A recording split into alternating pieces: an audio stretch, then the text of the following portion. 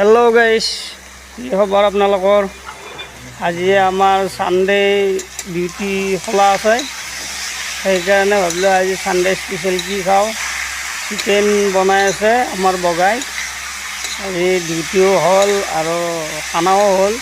এনেকৈ আজি খানা খাই পেলাই ঘৰে ঘৰে যাম আৰু ডিউটি কৰি পেলাই। তাকে ভাবিলোঁ আজি চিকেনেই খাই লওঁ। আমাৰ বগাক বনাব দিছোঁ। এতিয়া আমি 1টা বজাত ভাত চাত খাই পেলাই ৰেডি হৈ পেলাই আৰু 2টা-2:30 বজাত ঘৰে ঘৰে গুচি যাম আৰু ডিউটি কৰি পেলাই। আজি 20 তাৰিখ, উষা ৱেৰ হাউচৰ ক্লজিং আছিল। সেইকাৰণে আজি ছানডে খোলা হ'ল। মানে ছানডে খোলা নাথাকে, আজি ছানডে খুলিব লগা হ'ল ক্লজিঙৰ কাৰণে। তাকে ভাবিলোঁ মাংস আনিলোঁ 1 কেজি, ভাবিলোঁ বনাই দিয়ক। বগাই বনাইছে।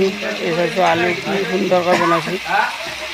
বগাই বঢ়িয়া আঞ্জা বনাব জানে, তামান টেষ্টি বনাই দিয়ে। চিকেন যিয়ে নহওক, মাংসৰ যিয়ে আইটেম নহওক, ধুনীয়া বনাই। কিন্তু কালাৰ চাইছোঁ কি সুন্দৰ কালাৰ আছে। এই বিলাহী দিলোঁ কিছু, বিলাহী আছে, মই এনেকৈ দি চালোঁ আৰু চাইছোঁ কি কালাৰ কি সুন্দৰকৈ বনাইছে।